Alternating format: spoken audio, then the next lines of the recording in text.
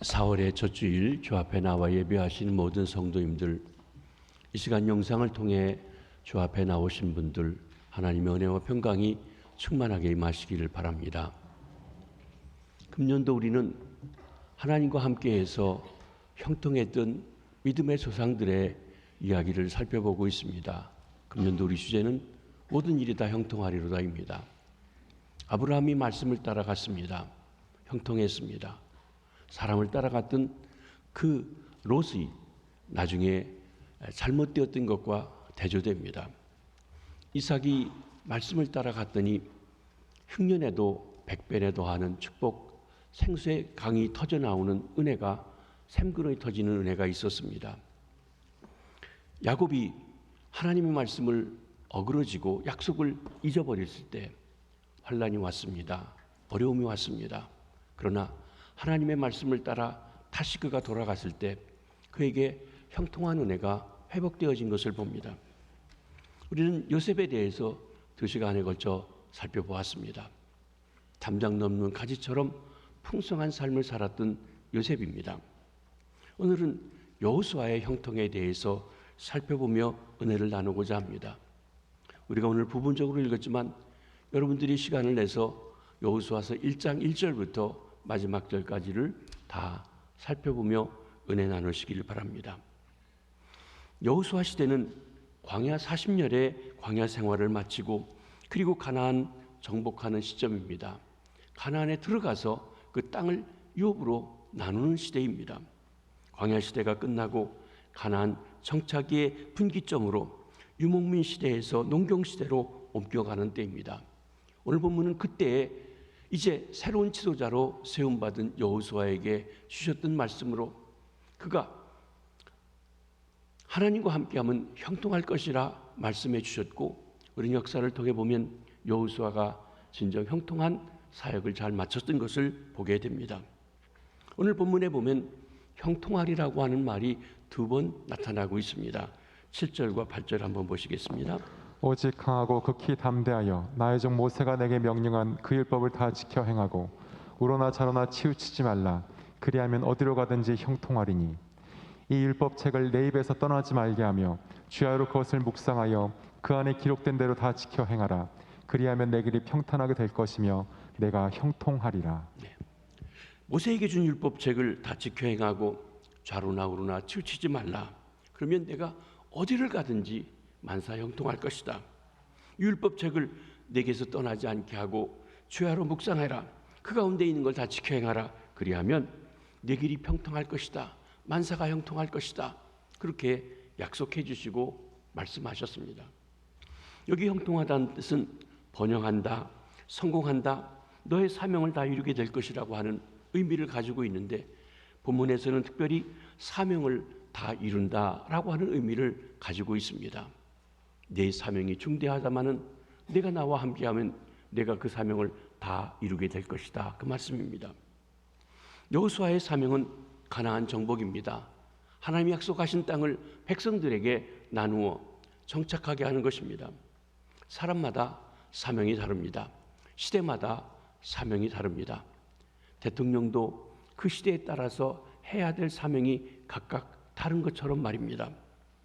모세는 하나님의 백성 이스라엘을 종살이 하던 애굽에서 이끌어내어서 자유케 하고 해방해주고 하나님의 백성으로서의 그 언약을 맺고 그리고 가나안 땅에 들어가 살게 인도하는 것입니다.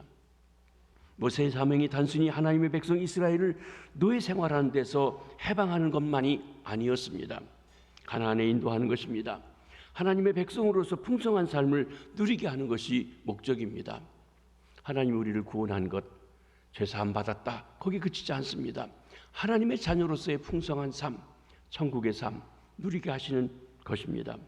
그런데 모세는 한편에서 그 백성을 이끌어서 가나안 입구까지 인도했지만 백성들, 완고하고 거스림 많은 그 백성들과 함께 모세는 광야 40년의 생활을 같이 해야만 했었던 것입니다.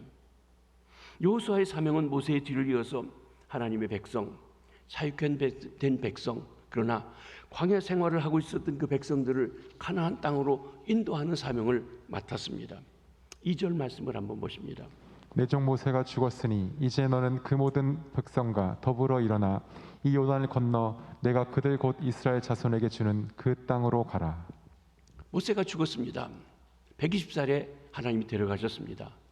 신명기에 보면 그가 죽을 때 그 눈이 흐리지 않고 그 힘이 지나지 않았다고 그랬어요. 얼마 더 할 수 있는데 어떻게 보면 모세야 내 사명은 여기까지다 하는 것이에요. 그 데려가십니다. 그리고 이제는 여호수아에게 말씀하십니다. 이 백성을 인도하던 모세가 죽었으니 이제 너는 모든 백성들과 함께 일어나서 요단을 건너 내가 그를 곧 이스라엘 자손들에게 주는 그 땅으로 가라.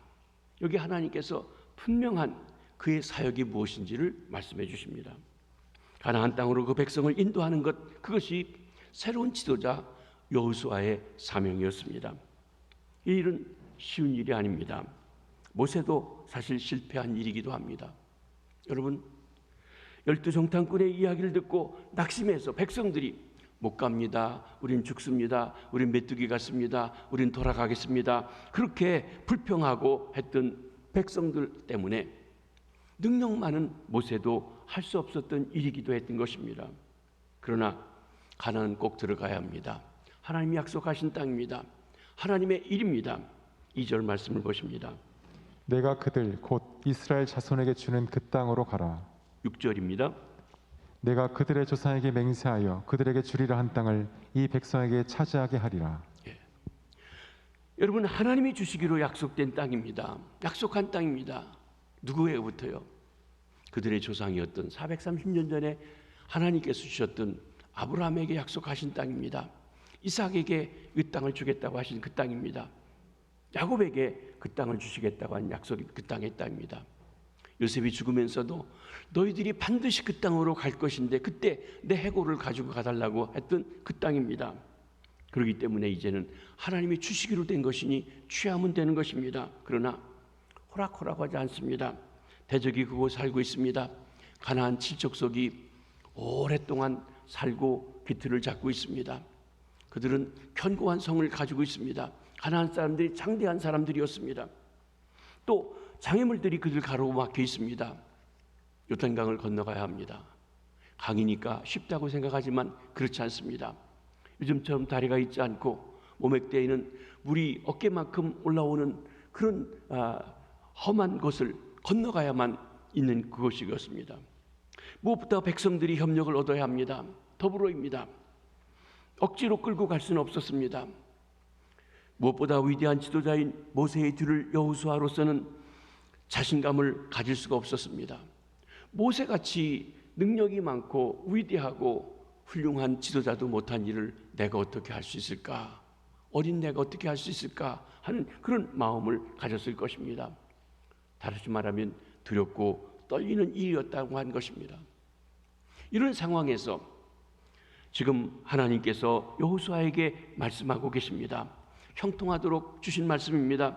그의 사명을 완수할 수 있는 비결을 말씀해 주신 것이기도 합니다. 먼저 목표를 분명하게 말씀해 주십니다. 다시 한번 2절 보십니다. 이제 너는 이 모든 백성과 더불어 일어나 이 요단을 건너 내가 그들 곧 이스라엘 자손에게 주는 그 땅으로 가라. 목표는 간단해요. 요단을 건너서 가나안 땅에 들어가라. 광야 40년 더 돌을 이유가 없어요. 이젠 들어가라고 하십니다. 그게 목표예요. 단순해요. 분명합니다. 6절도 보십니다. 너는 내가 그들의 조상에게 맹세하여 그들에게 주리라 한 땅을 이 백성에게 차지하게 하리라. 이 땅을 이 백성들에게 차지하도록 하라고 하는 것입니다. 그게 그의 사명입니다. 여러분, 사랑하는 성도 여러분, 하나님께서 여러분을 주신 사명은 무엇입니까?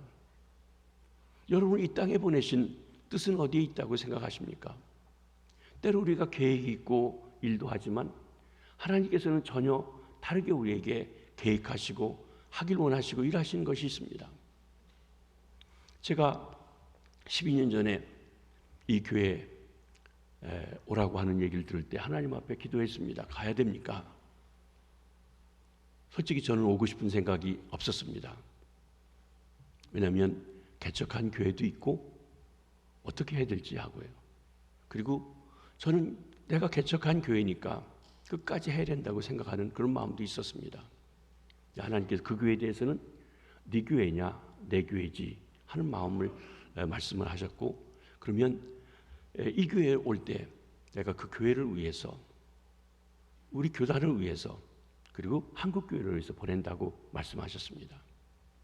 이 교회를 위해서 보내신다고 할 때 제가 그러면 김혜지 교회가 살 일이 무엇이냐고 하나님 앞에 기도하는 중에 저는 4가지 면에 대해서 제 나름대로 하나님 앞에 응답을 받고 생각하게 되었습니다.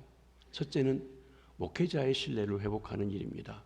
그건 여러분이 제 사역을 마치고 떠났을 때 평가하실 일이라고 생각합니다. 둘째로는 성전 건축입니다. 쉽지 않은 일이고, 또 많은 분들이 좋은 큰 성전인데 왜 또 져야 되냐고 하는 그 속에서, 그러나 저에게는 우리 교회가 성전을 짓지 않고는 더욱 부흥 발전할 수 없다고 하는 것을 분명하게 보게 하셨고, 또 여기에 들어와 있습니다. 세 번째는 다음 세대에 대한 문제였습니다. 그때 어느 분이 제가 왔을 때 그런 말씀하셨어요.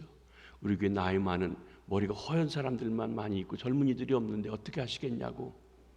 젊은이들에 대한 관심입니다. 성전을 질 때도 다음 세대에 대한 배려, 선교원도 또 모든 부분에서 다음 세대에 대한 배려를 해야 된다고 하는 마음을 가지고 지금까지 해왔고 또 관심하고 있습니다.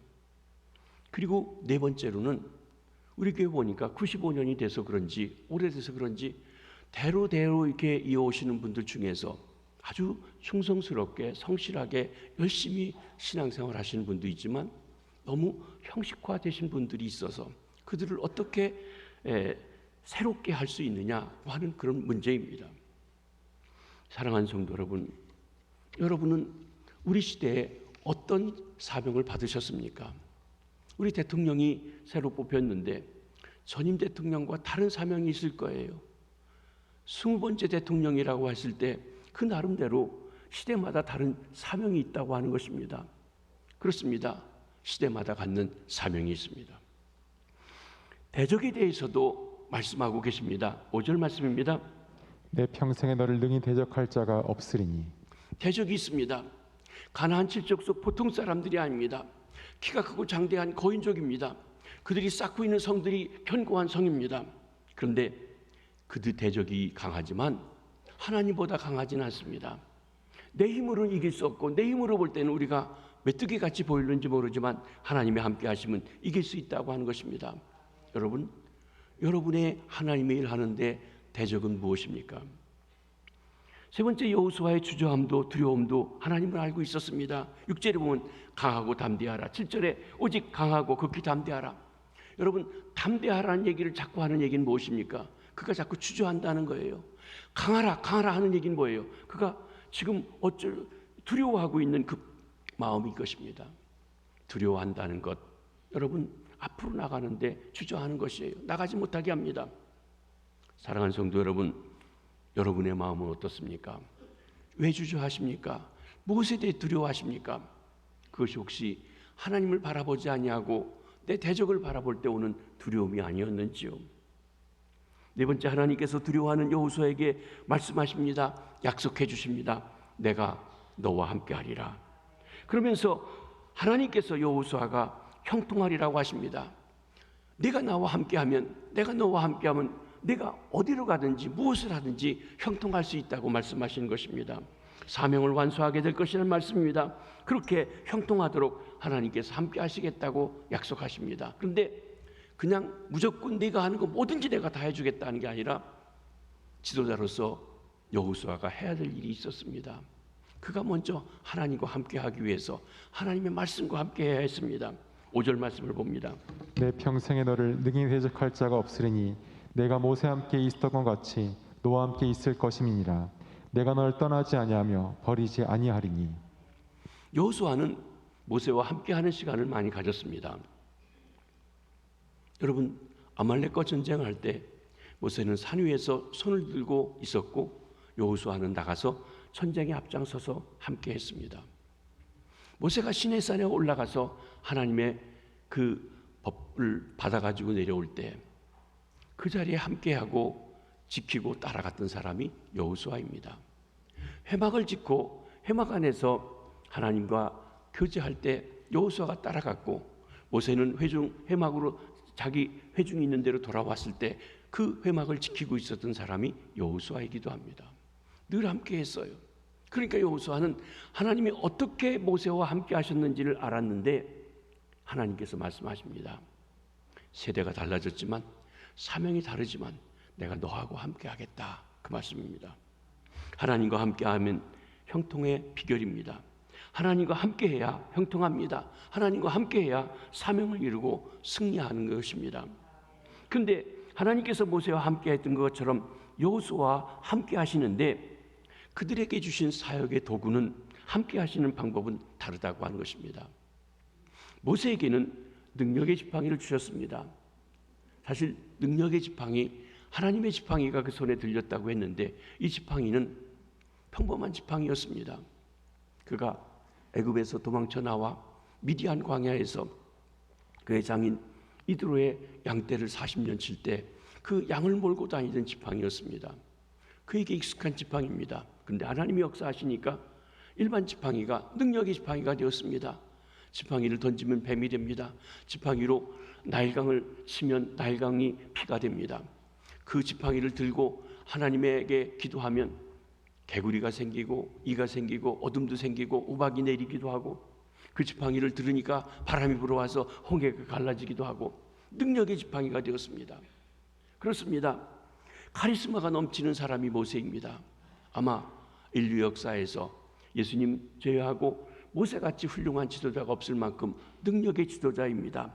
기사와 이적을 통해서 하나님이 함께 하심을 드러내본 지도자입니다. 그렇기 때문에 혈혈단신 가가지고 당대 최고의 나라인 애굽의 바로에게 내 백성을 가라, Let my people go 하면서 그 백성을 사육케 하라고 외치고 결국 데리고 나왔던 능력의 사람입니다. 모세 시대에 그 일을 감당하도록 하나님께서 그에게 능력을 주셨습니다.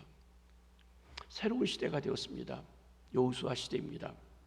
여호수아에게는 그런 능력의 지팡이를 주시지 않았어요. 여러분, 여호수아에 보면 그렇게 많은 기적이 모세와 같이 일어나지 않습니다. 시대에 따라서 지도자의 유형이 달라진다고 하는 것을 보여주고 있는 것입니다. 모세에게는 능력의 지팡이를 주었지만 여호수아에게는 모세를 통해서 주었던 하나님의 말씀, 율법을 그에게 주십니다. 7절을 보십니다. 8절까지요. 나의 종 모세가 내게 명령한 그 율법을 다 지켜 행하고 이 율법책을 내 입에서 떠나지 말게 하며. 이 율법이 무엇입니까? 하나님의 백성이 시내산에서 하나님과 언약을 맺습니다. 내가 너희들을 자유케 했는데 나는 너희 하나님이 되기를 원한다. 너희는 거룩한 백성이 되기 원한다. 좋으냐? 좋다고 했습니다. 언약을 맺으시고 이제 내 백성이 되었으니 내가 원하는 뜻대로 너희들이 살아가길 원한다. 그 율법입니다. 하나님의 법입니다. 작게는 10계명이고 많게는 613가지의 법이 있습니다. 이 율법을 통해서 백성들을 인도하라. 하나님 말씀을 가지고 인도하라는 것입니다. 기사와 이적과 능력 뒤따라오지만 그게 주가 아니라 이제부터 이 백성으로 하여금 말씀을 따라 살아가라.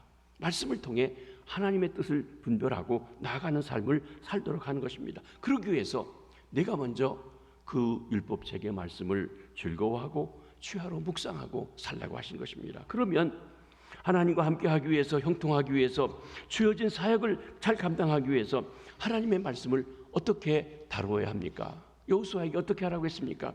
먼저 많이 읽으라고 하셨어요. 8절 상반절입니다. 이 율법책을 내 입에서 떠나지 말게 하며. 이 율법책을 내 입에서 떠나지 않게 하라는 거예요. 사랑하는 성도 여러분, 몇 년 예수 믿으셨습니까? 그동안 성경 몇 번 보셨습니까? 한 번도 안 보셨다면 지금부터라도 다시 열고 보시기 바랍니다. 우리가 하나님의 일을 하는 것은 하나님의 말씀에 근거해서입니다. 하나님의 인도함 말씀 속에서입니다. 하나님과 함께하는 것, 말씀과 함께하는 것입니다. 이 율법책을 내 입에서 떠나지 말게 하라. 지도자가 먼저 그렇게 하라고 하는 것입니다. 여러분, 우리 교회가 코로나 이후에 특별히 성경 통독에 대해서 관심하고 읽고 있습니다. 지금도 4월 말 정도가 되면 통독이 끝나게 되는데 이건 90일 동안 성경 일독을 하는 겁니다.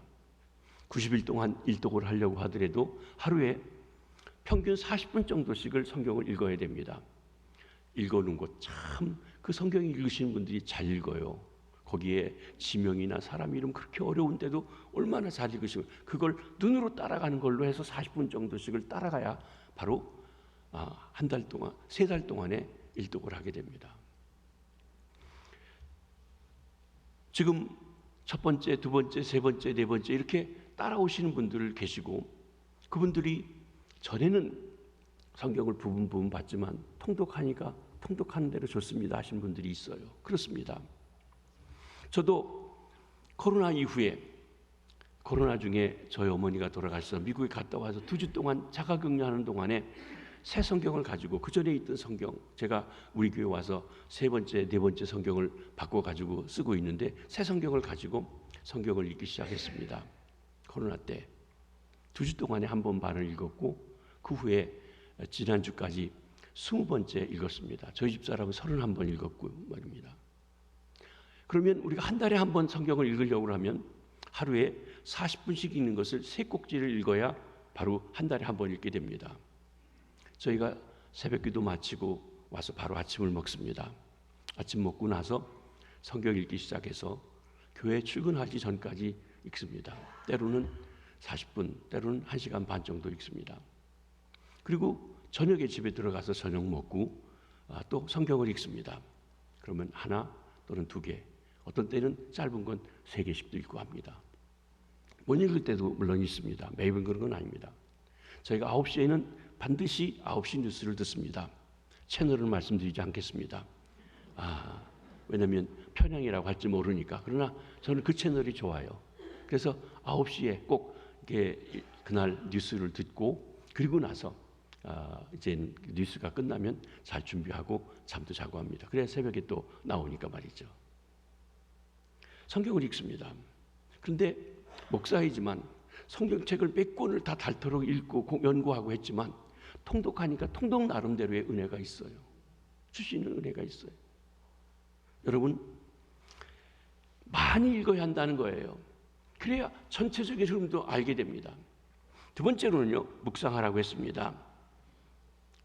8절 하반절에 보면 취하로 그것을 묵상하며, 묵상한다는 것은 되새김질한다는 것입니다. 메디테이션이라는 말은 메디신이라는 약도 있습니다. 약이 들어가면 약이 녹아서 그 약이 녹아서 우리에게 각각 보내져 가지고 아픈 부분을 치유하는 역할을 합니다. 묵상한다. 하나님 말씀을 내게 넣어서 마치 그 말씀이 내 삶에 퍼져나가서 그 퍼져나간 그 기운이 나의 삶을 고치고 새롭게 하고 나가는다고 하는 그런 의미를 가지고 있습니다. 그러니까 단순히 읽기만 하고 단순히 알기만 하는 것이 아니라 적용하는 일입니다. 이건 그냥 쭉 읽는 거 가지고 되지 않습니다. 그 부분을 가지고 깊이 보고 되새기고 하루 동안 되새기고 해야 됩니다. 저는 이것이 우리 교회에서는 새벽기도 시간에 이루어진다고 하는 것입니다. 새벽기도 때 우리 생명의 삶이라고 하는 두란노 서원에서 나온 일종의 잡지죠. 그 교재로 해서 우리가 새벽기도를 합니다. 4월달 됐는데 생명의 삶을 좀 사십시오. 제가 장사하려고 하는 게 목적이 아닙니다. 싸게 팝니다.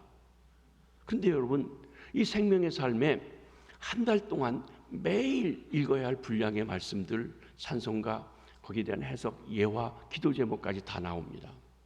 우리 새벽 기도 때 그 말씀 그대로 합니다. 오늘 새벽에 이하림 목사가 에스라서 2장에 있는 말씀 얘기했어요. 그거 똑같아요. 어디서든지 여러분 펴서 볼 수 있어요. 물론 내용에 있어서는 설교하는 목사님들이 합니다.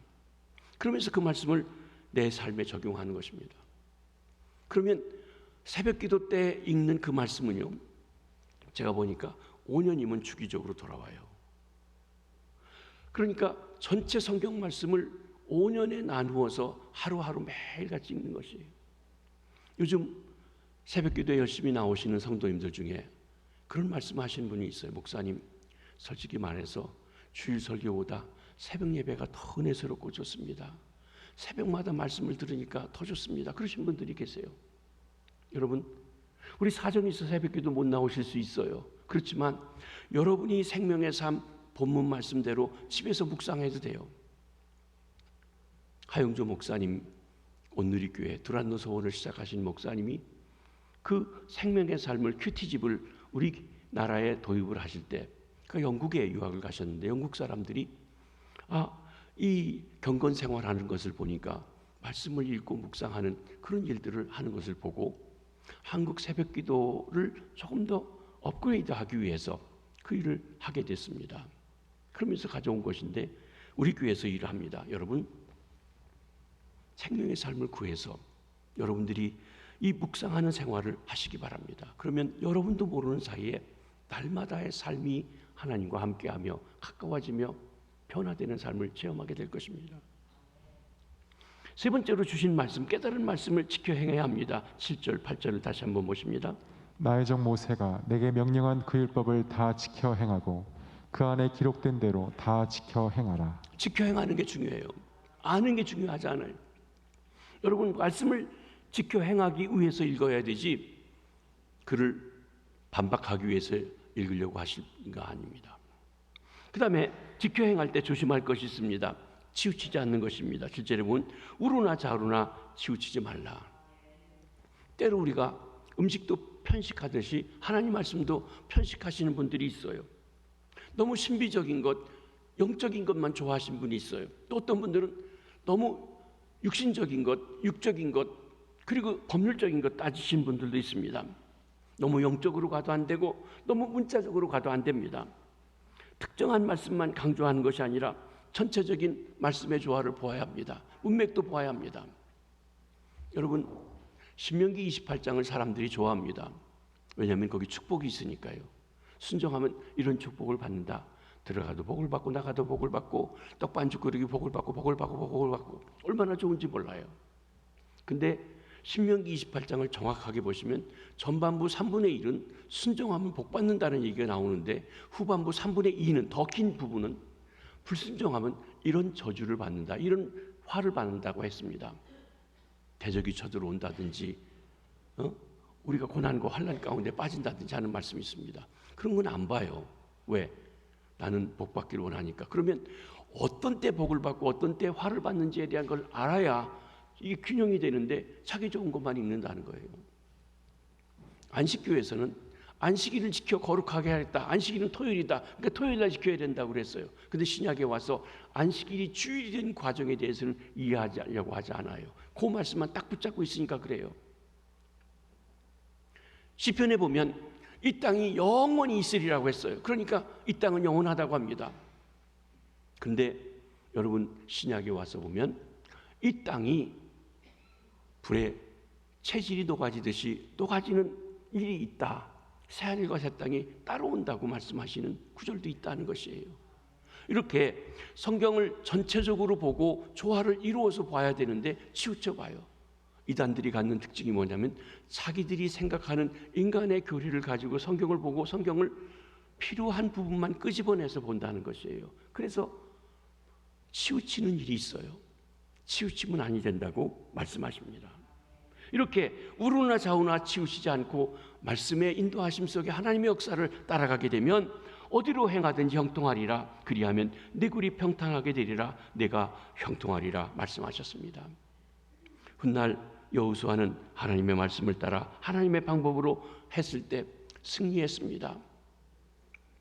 여러분, 견고한 성 여리고 앞에 섰을 때 하나님께서 제일 강한 성 앞에 서게 했죠.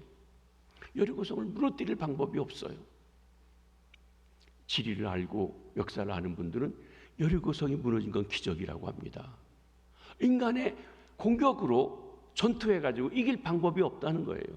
근데 하나님 말씀하시죠. 하루에 한 바퀴씩 돌고 돌 때 떠들지 말고 조용히 하고 마지막 날 7바퀴를 돌고 그리고 나서 나팔을 불면 외치라고. 그랬더니 성이 무너집니다. 성경에 보시면 하나님이 명하시고 하나님께 물어보고 하나님이 싸우라고 하셔서 진 싸움이 없습니다. 백전백승입니다. 만사가 형통입니다. 그런데 자기 마음대로 싸우고 이까짓 것쯤이 하고 군사를 의지하고 나가면 여지없이 패했습니다. 아이성 거기는 3,000명만 올라가도 쉽게 이길 거라고 했습니다. 물론 거기 아간의 죄가 있습니다만은, 그런데 여지없이 패했던 것입니다. 그렇습니다. 사랑하는 성도 여러분, 하나님과 함께할 때 형통합니다. 대적이 어떠하든지 이길 수 있습니다. 하나님과 함께하는 것, 하나님의 말씀과 함께하는 것입니다. 여러분, 말씀을 가까이 하시고 말씀을 사랑하시기 바랍니다.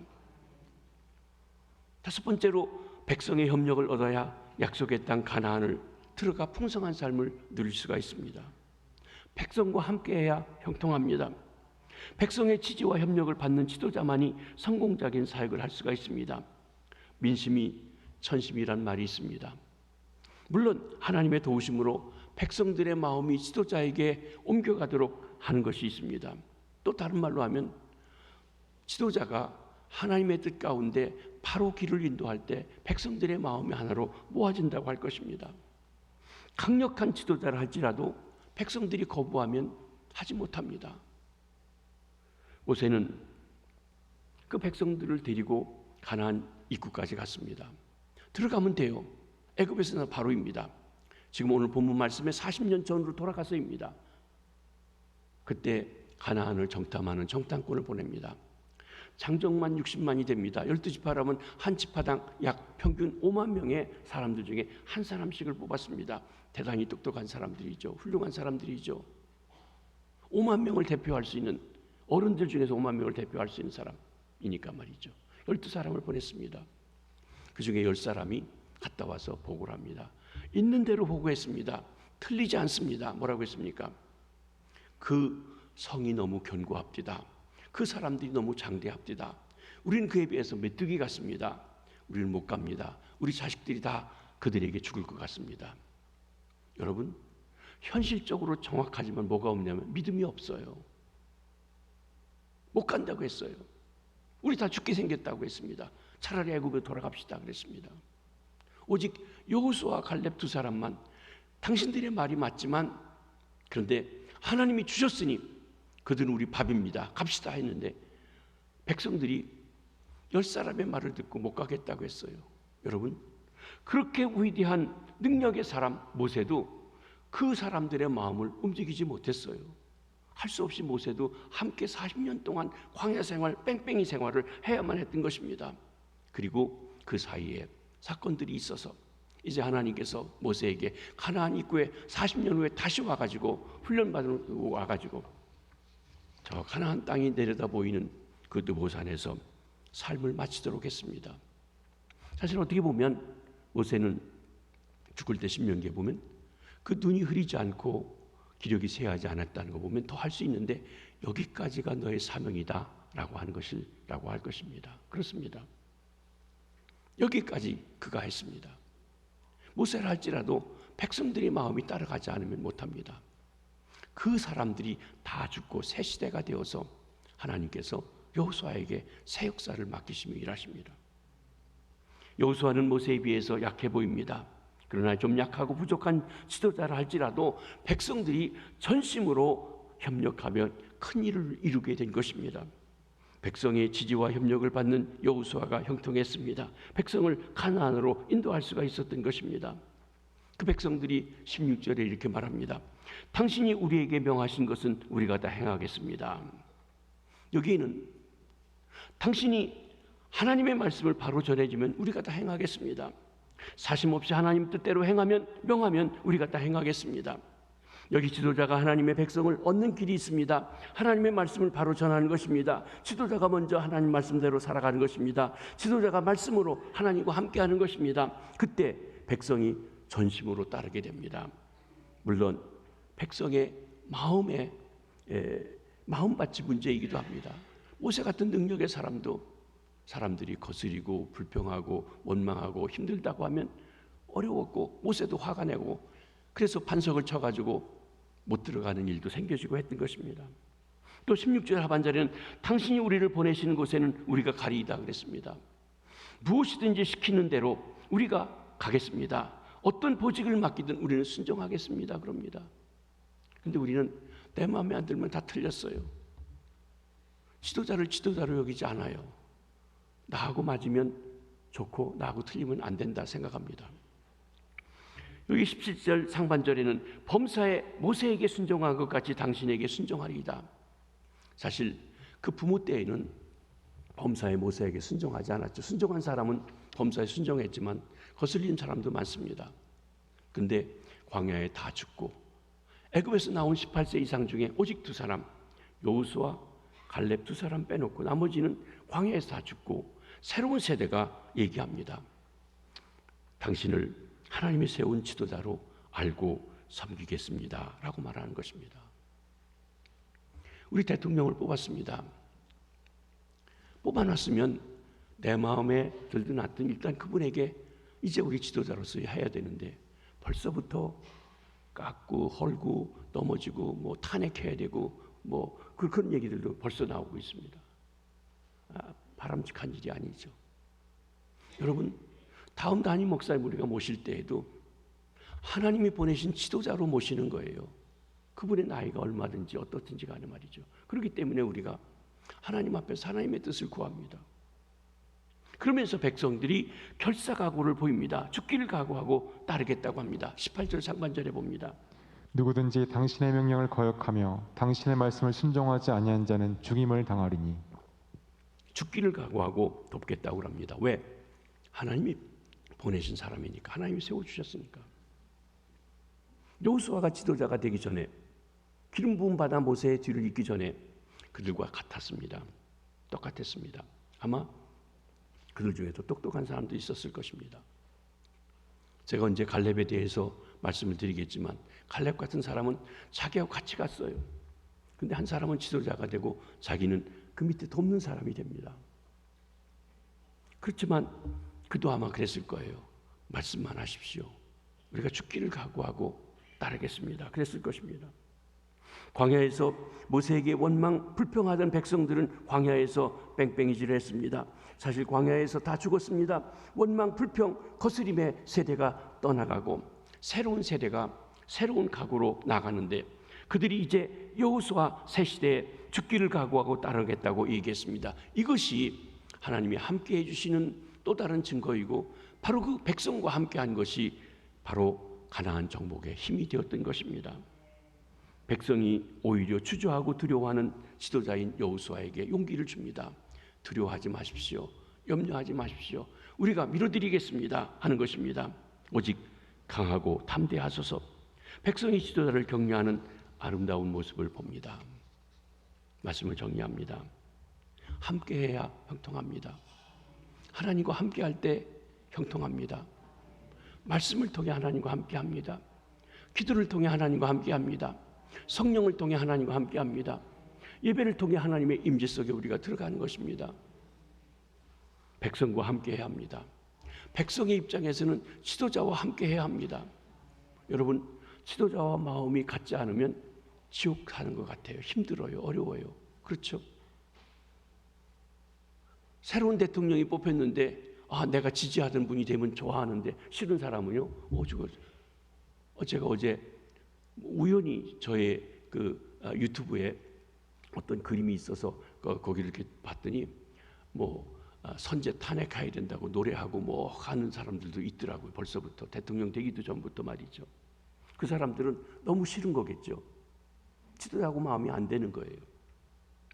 금년에 우리 교회는 제 18대 담임 목사님을 모십니다. 새로운 담임 목사님은 어떤 사명이 있을까요? 아마 그것을 규정하고 우리는 이런 일들을 해야 되니까 이런 목사님이 오시면 좋겠다라고 하는 일을 할 일은 제가 할 일은 아니라고 생각합니다. 그건 장로님들이 교회를 돌아보면서 기도하고 정하실 일입니다. 그에 맞는 목사님을 구합니다. 그러기 위해서는 하나님께 기도해야 합니다. 하나님의 뜻을 구해야 합니다. 그리고 우리가 그분을 청해서 모셔오지만 내 말 잘 듣는 사람을 모시는 게 아니라 하나님 보낸 지도자로 당신이 말하면 무엇이든지 따르겠습니다. 우리를 하나님의 말씀으로 바로 인도해 주십시오. 우리가 섬기겠습니다 라고 하는 분을 모셔야 되는 것이기도 합니다. 새로운 시대를 여는 전환점입니다. 새로운 담임 목사님을 모시고 새 시대에 함께해서 하나님과 함께하고 지도자와 백성이 함께해서 형통한 삶, 사명을 이루는 삶, 그리고 풍성한 삶이 되시기를 주의 이름으로 축복합니다. 기도하겠습니다. 하나님 아버지 감사합니다. 우리를 불러 구원해 주시고 여기까지 인도해 주셔서 감사합니다. 우리 교회를 95년 동안 역사해 주시고 새 성전도 짓고 새로운 아버지 하나님이여 날아오르는 전환점에 있게 해주신 것도 감사합니다. 새로운 담임 목사님을 모시고 함께 할 수 있게 하시되 그러기 위해서 우리가 기도하며 하나님의 뜻을 구하며 하나님 우리 이 시대에 해야 할 일이 무엇인지 새로운 시대에 해야 할 일이 무엇인지 깨달아 알게 해주시고 하나님과 함께하며 백성과 함께하고 지도자와 함께해서 형통한 저희들 되게 도와주시옵소서. 허락하신 새 땅에 들어가려면 우리 마음의 준비 다해서 힘써 일하게 하시되 여호수아 본받아 하나님과 함께하며 하나님 앞에서 백성들과 함께하여 나아가게 하시되 우리가 단순히 눈에 보이는 이 세상에서만 아니라 영원히 주님의 품에 거할 그 일을 사모하며 나가는 믿음의 역사가 있도록 축복하여 주시옵소서.